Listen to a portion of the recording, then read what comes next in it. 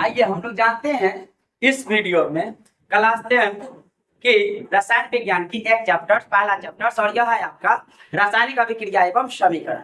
इसके पहले भाग में हम लोग संतुलित तक पढ़े हुए थे कि रासायनिक अभिक्रिया को कैसे संतुलन करना है। यहाँ से हम लोग को आज जानना है, लेकिन कुछ पीछे की चीजों को एक बार आपको रिवाइज करवा दे। वीडियो पसंद आ जाए आपको वीडियो को लाइक कर देना और चैनल को सब्सक्राइब कर लेना है, ताकि जैसे वीडियो अपलोड होगा आपके पास नोटिफिकेशन पहुंच जाए।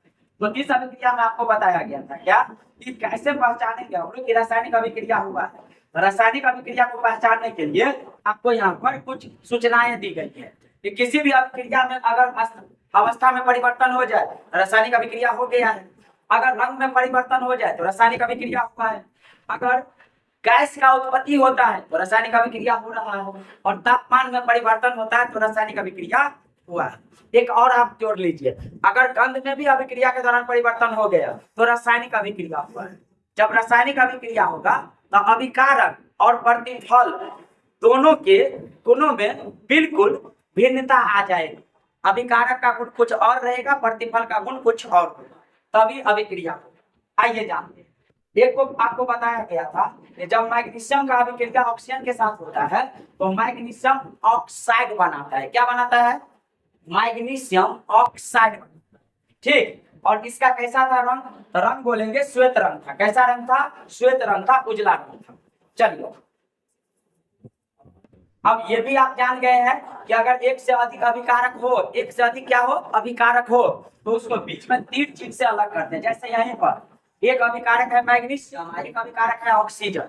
मैग्नीशियम और ऑक्सीजन को अलग करेंगे तो बीच में तीर का चिन्ह लगा देंगे। फिर प्रतिफल एक ही बना है, अगर एक से अधिक प्रतिफल हो तो इसको हम लोग तीर चिन्ह के साथ अलग करते हैं। अभिकारक और प्रतिफल को अलग करने का काम तीर चिन्ह का होता है। तीर चिन्ह ही आपको बताता है कि तीर चिन्ह से पहले वाला अभिकारक है, अभिक्रिया करने वाला, और तीर चिन्ह के बाद प्रतिफल है जो अभिक्रिया के बाद बना है। चलिए आगे बढ़ते हैं। जैसे आप पूरी साल तैयारी करते हैं और लास्ट में एग्जाम में आप बैठते हैं और एग्जाम में अच्छे से लिख करके आते हैं, उसके 1 या 2 मंथ के बाद आपको रिजल्ट मिलता है, तो रिजल्ट प्रतिफल का काम करेगा। और पूरी साल अपने तैयारी करके जो एग्जाम में कॉपी लिख करके आए हैं वह आपका अभिकारक का काम करेगा। चलिए आगे बढ़ते हैं। अब है संतुलित समीकरण का महत्व। अब संतुलित समीकरण का जो महत्व है ना, यह है आपको क्या कि समीकरण को, रासायनिक अभिक्रिया को संतुलित करने से एक नियम का पालन होता है। अब वह नियम है आपका द्रव्यमान संरक्षण का नियम। अब द्रव्यमान संरक्षण का जो नियम है ना, इस नियम के अनुसार अभिकारक और प्रतिफल दोनों का द्रव्यमान आपस में बराबर होता है। अगर कोई रासायनिक अभिक्रिया है और उसमें प्रतिफल और अभिकारक अगर दोनों का द्रव्यमान आपस में बराबर नहीं है तब वैसा अभिक्रिया या रासायनिक समीकरण संतुलित नहीं है। आइए जानते हैं। कह रहे क्या कि आप यहाँ पर कुछ बातें हैं जिसको अंडरलाइन कर देते हैं, आप इसको जानिए। कह रहे क्या कि आपको द्रव्यमान के संरक्षण का नियम स्मरण होगा, जो कि आप क्लास 9वीं कक्षा में अध्ययन कर चुके हैं। किसी भी रासायनिक अभिक्रिया में द्रव्यमान ना तो निर्माण होता है, नया द्रव्यमान नहीं बनेगा, जो लेकर के चले हैं उसी तत्व का द्रव्यमान रहेगा, और ना ही उस द्रव्यमान का विनाश होता है। कहने का अर्थ है कि अगर यहाँ पर आपको एक अभिक्रिया दिखाई पड़ेगा, जिंक का अभिक्रिया है सल्फ्यूरिक अम्ल के साथ, बनाता है जिंक सल्फेट और बनाता है हाइड्रोजन। जिंक सल्फेट और क्या बना लेगा? हाइड्रोजन गैस बनाता है। अब बताइए, इसमें जिंक का द्रव्यमान अगर पहले अभिक्रिया से पहले x है तो अभिक्रिया के बाद भी जिंक का द्रव्यमान कितना रहेगा? x रहेगा। ये नियम आपको यही बताना चाहते हैं। x में कोई भी बदलाव नहीं। अगर पहले जिंक का आप देखिएगा तो है होता है 65 ग्राम, तो अभिक्रिया से पहले ये 65 ग्राम है, अभिक्रिया के बाद भी ये 65 ग्राम ही रहेगा, इसमें कोई परिवर्तन नहीं होगा। यही सिखाता है आपको द्रव्यमान संरक्षण का नियम। चलिए आगे बढ़ते हैं। और इसके बाद अगला देखिएगा, तो अगला डाला गया हुआ है क्या कि ना ही विनाश होता है और ना ही इसका क्या होता है? खत्म होता है। द्रव्यमान संरक्षण के नियम 9वीं कक्षा में हम लोग अध्ययन किए हुए हैं। इस अभिक्रिया के दौरान द्रव्यमान में अभिक्रिया के दौरान, रासायनिक अभिक्रिया के दौरान द्रव्यमान में ना तो नए प्रकार की निर्माण होती है और ना ही उस पदार्थ का विनाश होता है, उसके द्रव्यमान का विनाश होता है। अर्थात किसी भी रासायनिक अभिक्रिया के उत्पाद तत्वों के कुल द्रव्यमान के अभिकारक तत्वों के कुल द्रव्यमान के बराबर होता है। जो उत्पाद का द्रव्यमान होगा, जो इस दोनों का द्रव्यमान होगा, वही द्रव्यमान इस दोनों का भी होगा। चलिए आगे का है। दूसरे शब्दों में हम लोग बोल सकते हैं कि रासायनिक अभिक्रिया के फलस्वरूप रासायनिक अभिक्रिया से पहले एवं उसके पश्चात बाद में तत्व के परमाणु की संख्या सामान्य रहती है। जब द्रव्यमान समान रहेगा तो परमाणु की संख्या सामान्य रहेगी। अगला बात है क्या कि इसलिए हमें समकालीन समीकरण को संतुलित करना आवश्यक हो जाता है। इसका जो समीकरण लिखा जाएगा सूत्र के रूप में, उसको संतुलित करना इसलिए आवश्यक हो जाता है क्योंकि दोनों ओर परमाणु की संख्या को बराबर प्रकार है कि आइए समीकरण को चरणबद्ध संतुलन करना सीखते हैं। एक क्रियाकलाप दिया गया है और यह क्रियाकलाप है आपका कौन सा, तो यह क्रियाकलाप है आपका 3.1। अब 3.1 से इसको हम लोग जानते हैं। अब देखिए ध्यान से है कि जिंक का अभिक्रिया है सल्फ्यूरिक अम्ल का। जिंक का होता है Zn और सल्फ्यूरिक अम्ल का होता है H2SO4। ठीक है, और इसका अभिक्रिया करेगा जिंक सल्फेट बनाएगा तो zinc ZnSO4 plus hydrogen gas बनाता है। ठीक ना, और अभिक्रिया में गैस बनता है तो उसको ऊपर की ओर तीर चिन्ह से दिखाते हैं। कितना याद रखिए। अब देखिए, अब अभिक्रिया में तीर चिन्ह से पहले वाले को बोला जाता है बाईं ओर, इसको क्या बोलेंगे, बाईं ओर, और तीर चिन्ह के बाद वाले को बोला जाता है दाईं ओर, इसको कहते हैं दाईं ओर। उम्मीद करते हैं ये भाग आपको समझ में आ रहा होगा। बाईं ओर में रहता है अभिकारक, बाईं ओर में क्या रहेगा, अभिकारक, और दाईं ओर में क्या रहता है, प्रतिफल या उत्पाद। प्रतिफल या इसी को बोलेंगे उत्पाद। आगे देखो, अब अगला है इसके बाद इसके दाईं ओर में इसके परमाणु को लिखना। तो देखिए तो यहाँ पर लिखे हुए हैं जिंक की कितनी संख्या दिखाई पड़ रही है, तो आप बोलेंगे सर जिंक संख्या में 1 है। अच्छा, हाइड्रोजन संख्या में कितना है, तो बोलेंगे 2 है। सल्फर संख्या में कितना है, तो बोलेंगे 1 है। ऑक्सीजन संख्या में कितना है, तो बोलेंगे 4 है। ठीक है, चलो किशोर गिनती कीजिए। जिंक यहाँ पर Zn कितना है, तो बोलेंगे सर 1 है। सल्फर कितना है, तो बोलेंगे 1 है। ऑक्सीजन कितना है, तो बोलेंगे 4 है। और अगर आपसे पूछ दे कि हाइड्रोजन कितना है, तो आप बताइएगा 2 है। अब देखिए दोनों ओर मिलाइए, यहाँ पर जिंक 1 है, यहाँ पे जिंक 1 है, जिंक बराबर हो गया। यहाँ पर हाइड्रोजन 2 है, यहाँ भी हाइड्रोजन 2 है, हाइड्रोजन बराबर हो गया। यहाँ पर सल्फर 1 है, यहाँ भी सल्फर 1 है, बराबर हो गया। यहाँ पर ऑक्सीजन 4 है, यहाँ भी ऑक्सीजन 4 है। मतलब क्या कि अगर दाईं ओर और बाईं ओर, ये बना बाईं ओर, ये बना दाईं ओर, तो दाईं ओर और बाईं ओर परमाणु की संख्या अगर बराबर हो जाए तब ऐसी स्थिति में उस रासायनिक समीकरण को कहा जाता है संतुलित रासायनिक समीकरण। ठीक है, अब इसी अभिक्रिया को यहाँ पर लिखा हुआ ZnH2SO4 प्लस ZnSO4 और H2। इस अभिक्रिया को यहाँ पर आपको पूर्ण रूप से संतुलित करके दिखाया। कोई ऐसी भी अभिक्रिया होगा जिसमें संतुलन नहीं होगा, उसको हम लोग संतुलन करना सीखेंगे। आइए जानते हैं, कर रहे कि आइए समीकरण में तीर के निशान के दोनों ओर तत्वों की परमाणु की संख्या का तुलना करते हैं। हम लोग तुलना कर चुके हैं, इसको यहाँ पर तुलना करके दिखाया है। आप देखिए क्या हम लोग जो पीछे किए हैं, क्या वही चीजें नहीं किया गया है, क्या बिल्कुल किया गया है। इधर लिखा है अभिकारक के परमाणु का संख्या, इधर लिखा है आपको उत्पाद के परमाणु का संख्या। तो देखिए ध्यान से, अभिकारक में आपको दिखाई पड़ेगा जिंक का संख्या इधर 1 है, किधर लेफ्ट साइड में बाईं ओर में, दाईं ओर भी 1 है। ठीक, हाइड्रोजन देखिए बाईं ओर में 2 है और दाईं ओर में भी 2 है। देखिए सल्फर देखिए बाईं ओर में 1 है, दाईं ओर में 1 है। ऑक्सीजन बाईं ओर में 4 है, दाईं ओर में 4 है। ठीक, तो इस तरीका से हम लोग बोल सकते हैं कि दोनों ओर अभिक्रिया में भाग लेने वाले सभी परमाणु की संख्या आपस में बराबर है, इसीलिए यह रासायनिक अभिक्रिया एक प्रकार की संतुलित रासायनिक अभिक्रिया है। चलिए आगे बढ़ो।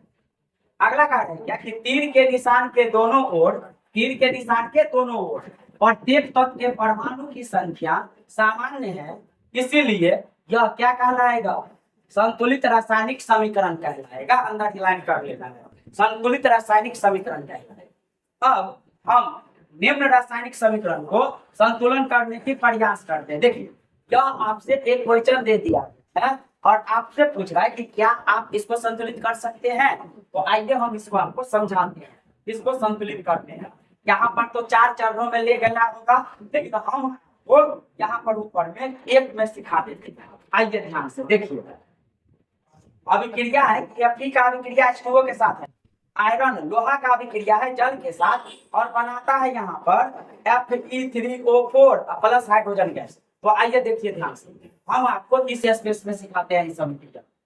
देखिए अभिक्रिया है Fe प्लस H2O और ये बनाता है Fe3O4 plus H2 hydrogen gas. अच्छा, इसको बोलेंगे अभिकारक और इसको बोलेंगे प्रतिफल। देखिए प्रतिफल में ये दोनों आएंगे यहां से लेकर के यहाँ, ठीक ना। इसको कहते हैं अभिकारक वाले भाग को कहते हैं बाईं ओर और इसको कहते हैं दाईं ओर।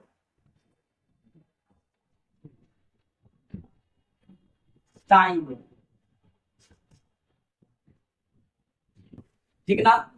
इधर के परमाणु को लिखते हैं, आयरन है, हाइड्रोजन है, ऑक्सीजन, सभी के संख्या को लिखते हैं। संख्या में 1 है, संख्या में 2 है, संख्या में 1 है, इधर भी लिखते हैं। चलिए आयरन को देखिएगा तो संख्या में 3 है, ऑक्सीजन। इसके बाद आप हाइड्रोजन ले लीजिए, आयरन के बाद क्या ले लीजिए, हाइड्रोजन। क्योंकि यहाँ पर हाइड्रोजन लिखे हैं, सामने सामने रहेगा थोड़ा आसान हो जाएगा। तो यहाँ पर संख्या में 2 है और ऑक्सीजन संख्या में 4। अब देखिए एक ही तत्व है जो बराबर है, वह तत्व कौन है, हाइड्रोजन, है ना। अब ना इधर आयरन 1 है, इधर 3 है, इधर ऑक्सीजन 1 है, इधर 4 है। कुछ ऐसा कीजिए कि इधर भी ऑक्सीजन 4 हो जाए, इधर भी आयरन 3 हो जाए, ठीक। तो अब आयरन और ऑक्सीजन को बराबर कर लीजिएगा तो यह अभिक्रिया बराबर हो जाएगा। लेकिन दिक्कत क्या हो जाता है कि आयरन ऑक्सीजन जैसे ही बराबर होगा ना तो दूसरा तो है वो आपका गड़बड़ाएगा, तो उसको भी फिर से बराबर करना पड़ेगा। तो आइए सिखाते हैं। आपको लगेगा कि सर इधर 3 है तो सीधा करे, इधर 3 से गुना कर दे, इधर कितना से गुना कर दे, हम काला पेन ले लेते हैं। चलिए इधर 3 से गुना कर दे, हम बोलेंगे कर लेते हैं। तो इसमें 3 से गुना हो जाएगा तो ये बन गया 3। अब इधर भी 3 हो गया, इधर भी 3 हो गया। आइए बढ़ते हैं। अब आपका एक होगा कि सर इधर 4 है, इधर 4 ऑक्सीजन कर देंगे, यहाँ पर कितना से गुना होगा, तो 4 से गुना कर देंगे तो हो जाएगा, बिल्कुल हो जाएगा। तो ऑक्सीजन में 4 से गुना हो गया तो ऑक्सीजन भी बढ़ के कितना हो गया, 4 हो गया। लेकिन एक दिक्कत है, यहाँ पर 4 से गुना किया तो हाइड्रोजन की संख्या में भी कितना से गुना हो गया, 4। तो हाइड्रोजन बदल के कितना हो गया, 8।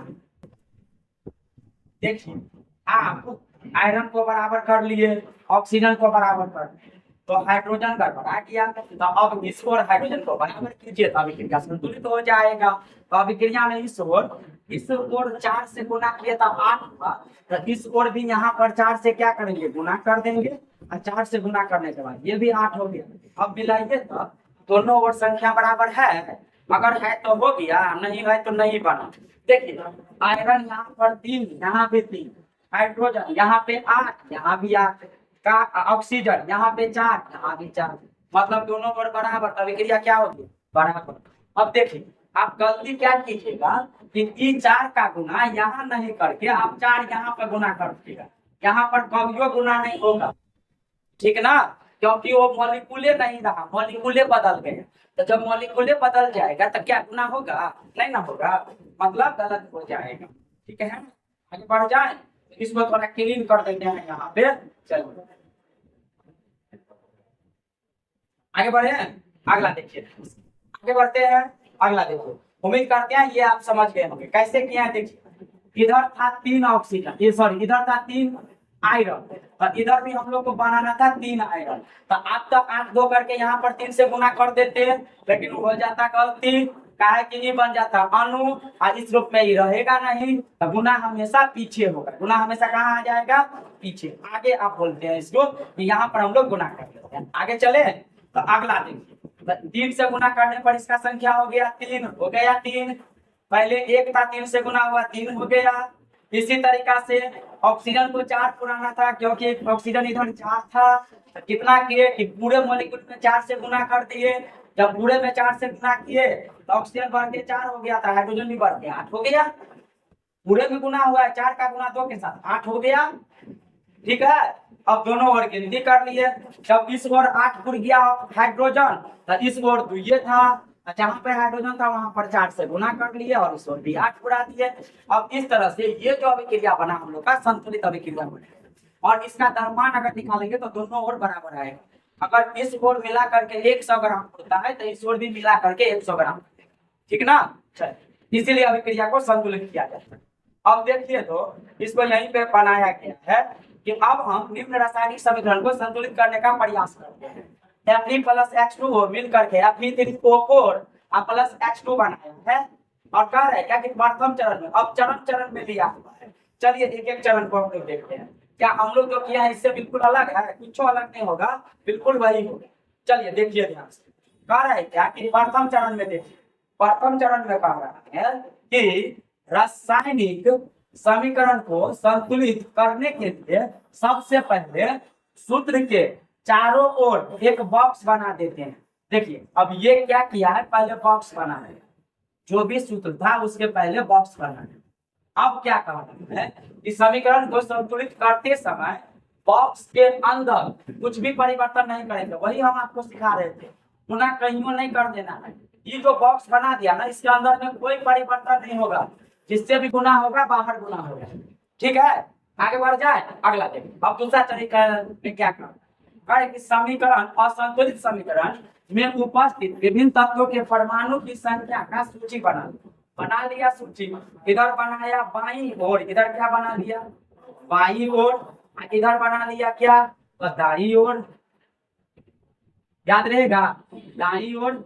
इसी को बोलते हैं राइट साइड, इसको बोलते हैं left side, left hand side LHS, right hand side RHS। चलिए, इधर आयरन का संख्या 1, इधर आयरन का संख्या 3, इधर हाइड्रोजन का संख्या 2, इधर हाइड्रोजन का संख्या 2, इधर ऑक्सीजन का संख्या, इधर ऑक्सीजन का संख्या 1, इधर ऑक्सीजन का संख्या 4। रासायनिक समीकरण में पहले परमाणु की संख्या लिख ली जाती है, और जिस ओर परमाणु की कमी रहे, ठीक ना, उस ओर उस संख्या से सूत्र में उस संख्या से गुना कर दे। जैसे इधर ऑक्सीजन 4 है और इधर ऑक्सीजन 1 है, तो इधर जिस सूत्र में 3 चीज से पहले जिस सूत्र में ऑक्सीजन रहेगा वहां पर उससे गुना होगा। मान के चलिए कि x से गुना, यहाँ पर ये x हो जाएगा 1 गुने x। अगर यहाँ पर y से गुना करेंगे तो 1 गुने y। जैसे ऑक्सीजन वाले सूत्र में आपको गुना किए, वैसे ही आयरन वाले सूत्र में भी गुना, ठीक ना। चलिए आगे बढ़ो। अब देखिए आगे अगला कह रहा है क्या, तो ऊपर में आपको दिख रहा है कि यहाँ पर आयरन और ऑक्सीजन असंतुलित है, इसको संतुलित करना है। तो अब आते हैं तीसरे चरण में। अब किसमें आ गए? चरण नंबर 3, तीसरा चरण। कह रहा है क्या कि इस चरण में हम लोग देखते हैं कि सुविधा के लिए सबसे अधिक परमाणु वाले यौगिक को पहले संतुलित कीजिए। सबसे अधिक परमाणु किसका है? आयरन का परमाणु देखिएगा तो 3, और अगर ऑक्सीजन का परमाणु देखिएगा तो 4। कह रहा है क्या कि चाहे वह अभिकारक हो या उत्पाद हो, चाहे तो वह अभिकारक की ओर हो या उत्पाद की ओर, जिसकी संख्या सबसे अधिक होगी पहले उसको संतुलित कर। कह रहे क्या कि इस यौगिक में अधिक परमाणु वाले तत्व चुनिए। चलिए चुनते हैं। कह रहे कि इस आधार पर आपको Fe3O4 मिल रहा है, जिसमें परमाणु की संख्या अधिक है, और उसके ऑक्सीजन तत्व को चुनते हैं। इसमें ऑक्सीजन की संख्या सबसे अधिक है तो ऑक्सीजन को चुन लेते हैं। दाईं ओर ऑक्सीजन के 4 परमाणु, यही है 4 परमाणु, और बाईं ओर ऑक्सीजन के 1 परमाणु, ठीक ना। तो अब बाईं ओर भी 4 बनाना है क्या इस संतुलन को। तो कह रहे हैं क्या कि ऑक्सीजन परमाणु को संतुलित करने के लिए देखिए क्या किया। इधर है प्रारंभ में कितना था H2O में 1 से गुना था और इधर कितना से है 4 से है। ऑक्सीजन कितना है 4 है। तो क्या किया है कि संतुलित करने के लिए 1 का गुना 4 के साथ कर दिया और इसमें कोई गुना नहीं किया, ये 4 ही रह गए। ये 4 का मतलब इससे नहीं है, इसका ऑक्सीजन का संख्या है। ठीक, तो इधर भी 4 ऑक्सीजन, इधर भी 4 ऑक्सीजन, ऑक्सीजन संतुलित हो गया। यही बोला गया है। यह याद रखना आवश्यक है कि परमाणु की संख्या 2 बराबर को बराबर करने के लिए हम अभिक्रिया में सम्मिलित तत्वों तथा यौगिक के सूत्रों को नहीं बदलते हैं। ये बहुत ही इंपॉर्टेंट है। अगर आपको अभिक्रिया को संतुलित करना है तो उसके जो यौगिक है, जो सूत्र है, उसमें कोई परिवर्तन नहीं होना चाहिए। ऐसा नहीं कि अभिक्रिया को संतुलित करने के लिए Fe3O4 को घटा करके FeO बना देंगे, फिर इधर एक ऑक्सीजन है तो चलो इधर एक ऑक्सीजन बना देते हैं, तब आपका सही उत्पाद बना ही नहीं। चलिए आगे बढ़ जाते हैं। अगला देखिए। अब इसके बाद है क्या कि ऑक्सीजन परमाणु को संतुलित करने के लिए हम 4 गुणांक लगा करके यानी 4 से गुणा करके H2O को लिखते हैं और अब लिख सकते हैं। लेकिन H2 देखिए यही चीज समझा रहे थे आपको, तो ये लिख सकते हैं, आप ये लिख सकते हैं, लेकिन ये नहीं लिख सकते हैं H2O4, ये फॉर्मूले नहीं बना। यही बोला गया कि ऐसा नहीं लिख सकते, ठीक ना। आगे देखो, या ऐसा नहीं लिख सकते, ये भी गलत हो जाए। कह रहे क्या कि आंशिक रूप से संतुलित समीकरण अब इस प्रकार होगा। Fe प्लस 4 से गुना किया था, 4 लगा दिया, पहले ही ब्रैकेट में घेरा हुआ था सबको बड़ी बॉक्स में, अब 4 से गुना कर दिया। अब ये सूत्र है और ये सूत्र है, ये आंशिक रूप से संतुलित हुआ है, अभी पूरा नहीं हुआ है। इस अभिक्रिया में अभी ऑक्सीजन संतुलित हुआ है, हाइड्रोजन पहले से संतुलित था और 4 से गुना होने के बाद हाइड्रोजन बिगड़ गए, ठीक है ना। तो एक ही तत्व संतुलित हुआ है, इसलिए इसको आंशिक कहा जाता है, आधा छिद्र। चलिए आगे बढ़ते हैं। अब चौथा चरण है कि Fe तथा हाइड्रोजन परमाणु अब भी संतुलित नहीं है। इनमें से किसी एक तत्व को चुन करके आगे बढ़ते हैं, चाहे तो आयरन ले लीजिए, चाहे तो ऑक्सीजन ये हाइड्रोजन ले लीजिए। अब हम आंशिक रूप से संतुलित समीकरण में हाइड्रोजन परमाणु, ये हाइड्रोजन परमाणु को संतुलित कर रहा है, तो हाइड्रोजन के परमाणु को बराबर करने के लिए दाईं ओर ये बना दाईं ओर, तो दाईं ओर हाइड्रोजन अणु की संख्या को 4 कर देते हैं। 4 से क्या करेंगे गुना कर देंगे, तो यहाँ पर ये 4 से गुना कर देगा तो ई बदल करके 8 हो जाएगा, ई भी 8 हो गया। यहाँ पर 2 का गुना 4 के साथ है तो 8 हो गया, तो दोनों और हाइड्रोजन बराबर हो जाएगा। तो एक ही स्टेप बचेगा लास्ट में, कौन आयरन को बराबर करना है, तो यहाँ पर 3 है तो 3 से गुना कर देंगे हो जाएगा। तो यही किया गया है। प्रारंभ में हाइड्रोजन इस ओर में बोल रहा है, बाईं ओर में अभिकारक के साथ कितना था 8 था, 4 का गुना 2 के साथ 8 बना लिया, और दाईं ओर में कितना था तो 2 था। अब क्या किया कि 2 का गुना 4 के साथ कर दिया, यहाँ पर 4 से गुना कर दिया, तो ये भी बदल करके 8। समझ गए। आइए जान, अब इस समीकरण को ऐसे लिखा जा सकता है Fe plus 4H2O Fe3O4 plus 4H2। ये अभिक्रिया में गैस का काम करता है तो बाहर निकलते हैं। आइए जानते हैं। समीकरण आपको दिखाई पड़ रहा है। अभी भी ये समीकरण आंशिक रूप से संतुलित कहलाएगा, यह समीकरण आंशिक रूप से संतुलित कहलाएगा, अभी भी ये पूरा संतुलित नहीं कहलाएगा। आइए जानते हैं।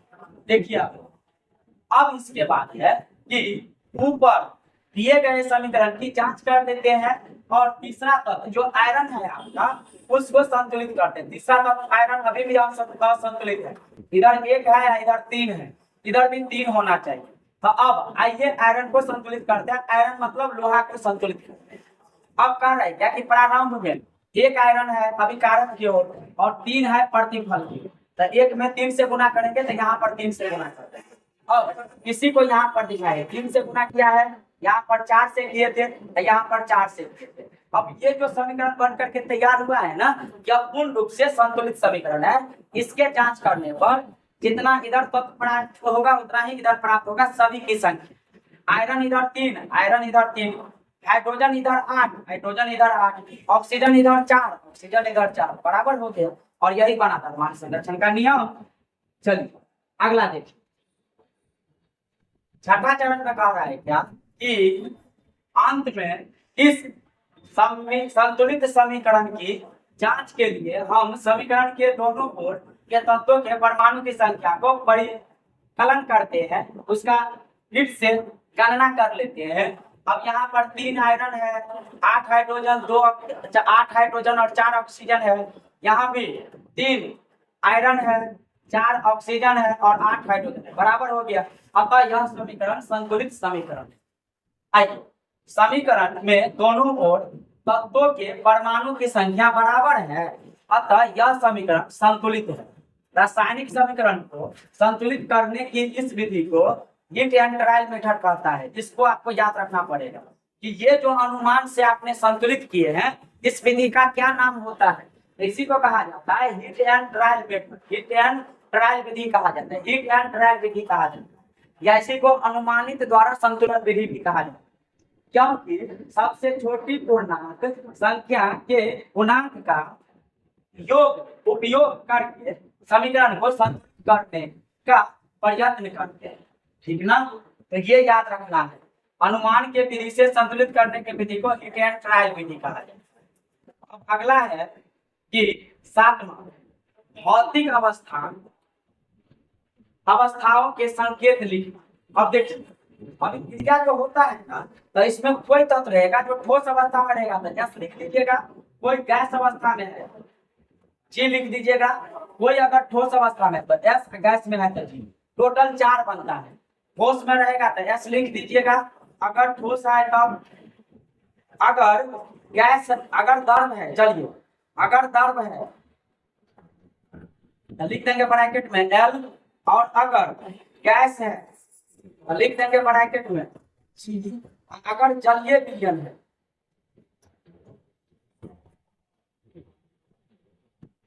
तो ब्रैकेट में लिखा आएगा एक ही। ये 4 दिखाता है अभी क्रिया में, इतना याद रखना है। जैसे यहाँ पर एस लिखा है, जी लिखा है, मतलब यहाँ पर आयरन जो है वह ठोस अवस्था में है और जल जो है वह गैसियस है, भाप के रूप में है, वाटर वेपर, भाप। आइए जानते हैं अब ऊपर देखिए, कह रहे क्या कि भौतिक अवस्थाओं के संकेत लिखना। ऊपर लिखे संतुलित समीकरण की सावधानी से जांच कीजिए, क्या इस समीकरण में, इस समीकरण से हमें अभिकारकों तथा उत्पादों की भौतिक अवस्था के बारे में भी ज्ञान प्राप्त होती है क्या? अगर होती है तो सही है, नहीं होती है तो करें। करके इस समीकरण में उनकी भौतिक अवस्था का कोई जानकारी नहीं दिया गया, ऊपर समीकरण में कोई जानकारी नहीं था, लेकिन इसको आपको जानकारी प्राप्त करना है। तो आप लोहा किस अवस्था में है, ठोस, द्रव या गैस में है, तो ये कैसे पता चलेगा? रासायनिक अभिक्रिया से, उसके ब्रैकेट में लिखे गए शब्दों से, ठीक ना? चलिए, अगर एस लिखा रहेगा तो ठोस अवस्था, अगर एल लिखा रहेगा तो द्रव, जी लिखा रहेगा तो गैस, और ए क्यू लिखा रहेगा तो जलीय विलयन। आइए जानते हैं, कह रहा है क्या कि रासायनिक समीकरण को अधिक सूचनापूर्ण बनाने के लिए अभिकारक तथा उत्पादों के रासायनिक सूत्र के साथ उनकी भौतिक अवस्था को भी दर्शाया जाए। अधिक जानकारी प्राप्त करने के लिए ऐसा किया है। अभिकारकों तथा उत्पादों के गैस, द्रव, जलीय तथा ठोस अवस्था को क्रमशः देखिए, गैस के लिए जी, द्रव के लिए एल, ये एल है, और जलीय विलयन के लिए एक यू एक्वस बोला जाता है, और ठोस के लिए एस। इसी को साइड में हम यहाँ पर पहले लिख दिए, से दर्शाया जाता है अभिकारक या उत्पाद जब जल में घोल के रूप में उपस्थित रहता है, तब हम लोग उसे क्या कहते हैं? जलीय विलयन कहते हैं। देखिए, अगर अभिकारक या उत्पाद जलीय घोल के रूप में रहा तब उसको जलीय विलयन के रूप में जाना जाता है, और उसके लिए ब्रैकेट में AQ का प्रयोग किया जाता है। यही ये बोलना चाहिए। अब संतुलित समीकरण को इस प्रकार होगा, ऊपर का जो संतुलित समीकरण है वह इस प्रकार होगा कि Fe के ब्रैकेट में S, H2O के ब्रैकेट में G, Fe3O4 के ब्रैकेट में S, और H2 के ब्रैकेट में G। मतलब लोहा यहाँ पर ठोस अवस्था में है, जल यहाँ पर गैस अवस्था में है, और Fe3O4 जो कि आयरन के ऑक्साइड है, इसको एक अयस्क के नाम से भी जानेंगे। इसका नाम होता है मैग्नेटाइट। इसका नाम क्या बनेगा? मैग्नेटाइट। एक अयस्क है मैग्नेटाइट, लोहा का अयस्क है ये। ठीक, वैसे तो अभी आप लोहा का ऑक्साइड बोलिए, आयरन का ऑक्साइड बोलिए, लेकिन ये आयरन का अयस्क भी है, आपको याद रखना चाहिए। इसका नाम होता है मैग्नेट, और ये ठोस अवस्था में पाया। चलिए, अयस्क क्या होता है हम लोग आगे पढ़ लेंगे, या नहीं तो आप जानिएगा कि अयस्क से धातु को डिस्कशन किया जाए। आगे बढ़ते हैं। अगला है कि ध्यान दीजिए, समीकरण में H2O के साथ G लिखा हुआ है। G चिन्ह का उपयोग किया गया है। यह दर्शाता है कि अभिक्रिया में जल का उपयोग भाप के रूप में होता है। G का मतलब क्या है? आपका गैस है, और जल गैस के रूप में रहता है तो उसको भाप करके, उसको क्या कहेंगे? भाप कहेंगे। अब अगला क्या रहेगा कि प्राय और रासायनिक अभिक्रिया में भौतिक अवस्था को शामिल नहीं किया जाता। जरूरी है कि सब में किया ही रहेगा, जब तक कि यह आवश्यक ना हो। अगर अभिक्रिया में दिखाना आवश्यक नहीं है तो इसको नहीं लिखा जाएगा, अगर है तो लिखा जाएगा। आगे कह रहेगा कि कभी कभी अभिक्रिया की परिस्थितियां जैसे कि दाब, उत्प्रेरक आदि को भी तीर के चिन्ह निशान के ऊपर या नीचे दर्शाया जाता है। जैसे उदाहरण के रूप में कि अगर कार्बन मोनोऑक्साइड, ये CO किसका है? Carbon monoxide. तो कार्बन मोनोऑक्साइड का अभिक्रिया हाइड्रोजन के साथ होता है, कितने दाब पर? तो 340 दाब पर, 340 दाब पर। तो ये बना, इसका नाम होता है मीथेनॉल। इसका नाम क्या बनेगा? मीथेनॉल। इसको ऐसे लिखेंगे, मीथेनॉल, इसको कहते हैं मीथेनॉल। क्या हो सकता है यहाँ पर ऐसे करके और लगाओ, मीथेनॉल, या ये हो सकता है हिंदी में ऐसे करके और लगा। तो मीथेनॉल एक प्रकार के शराब के कैटेगरी में ही आता है, लेकिन ये पॉइजनस होता है, ये जहरीला शराब होता है। आप तो सुनते हैं कि कहीं पर कोई जो है गांव घर में बनने वाले जो शराब बनाते हैं, उनके यहाँ जा करके कोई व्यक्ति पी लिया और सुबह में उनकी मृत्यु हो गई, तो वहां पर इथाइल अल्कोहल रहेगा, तब तक पीने के लिए सही है, और कुछ व्यक्ति के द्वारा इसको पिया भी जाता है। वैसे हेल्थ के लिए ये नुकसानदेह है, लेकिन अगर इथाइल के बजाय मिथाइल अल्कोहल बन गया, मिथाइल अल्कोहल का यूपीएससी नेम है मेथेनॉल, इथाइल अल्कोहल का यूपीएससी नेम होता है इथेनॉल। अगर मिथेनॉल पी रहा है तब उसका डेथ हो सकता है, या भयंकर उसके साथ समस्या हो सकती है, शारीरिक समस्या। आइए जानते हैं। एक और अभिक्रिया है, कार्बन डाइऑक्साइड का अभिक्रिया है जल के साथ। कार्बन डाइऑक्साइड जल, सूर्य का प्रकाश है, क्लोरोफिल है। तीर चिन्ह पर जो लिखा जाता है ना, ये शर्त होता है, कंडीशन होता है, ये डालिएगा तभी ये अभिक्रिया होगा। तो जब इतना रहेगा ना ये चार, तो ये ग्लूकोज बनाता है, जो कि प्रकाश संश्लेषण का प्रोडक्ट होता है। ग्लूकोज किसका प्रोडक्ट रहता है? प्रकाश संश्लेषण का प्रोडक्ट रहता है। ये प्रकाश संश्लेषण का प्रोडक्ट है। कौन? ग्लूकोज। याद रहेगा। आगे बढ़ जाए, अगला देख लीजिएगा। अगला है, और निकलता है क्या? ऑक्सीजन, और निकलता है क्या? आपका वाटर। तो जब पेड़ पौधा भोजन बनाता है तो भोजन के रूप में बनता है ग्लूकोज, बाय प्रोडक्ट के रूप में बनता है जिसको उत्पाद कहा जाता है, तो बाय प्रोडक्ट के रूप में निकलता है ऑक्सीजन, जिसका उपयोग सभी जीव सांस लेने के रूप में करता है, और साथ में निकलता है जल वाष्प। ठीक, तो प्रकाश संश्लेषण के लिए चार चीजें आवश्यक होती है, कार्बन डाइऑक्साइड और जल, फिर सूर्य का प्रकाश और क्लोरोफिल। क्लोरोफिल का काम होता है सूर्य प्रकाश को अवशोषित करना, और सूर्य प्रकाश का काम रहता है पानी से ऑक्सीजन मॉलिक्यूल को तोड़ना। ठीक, सब आपस में अभिक्रिया करेगा और मुख्य पदार्थ के रूप में ग्लूकोज बनाएगा, और साइड पदार्थ के रूप में क्या बनाएगा? ऑक्सीजन बनाएगा।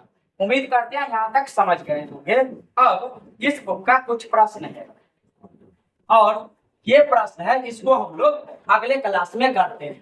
यहाँ पर नाम लिखा गया है, अभिक्रिया लिखना है, तो नाम लिख करके हम लोग अभिक्रिया को संतुलित कर लेंगे।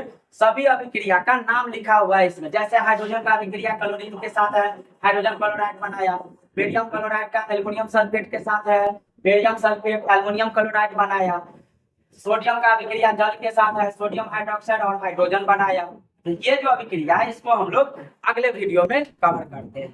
तब तक के लिए सभी बच्चे को ढेर सारी शुभकामनाएं कि आगे की पढ़ाई आपको अच्छी से चले और TRE 4 और अगर आप बोर्ड के स्टूडेंट है तो बोर्ड में अच्छे से अच्छे मार्क लेकर के आप आए।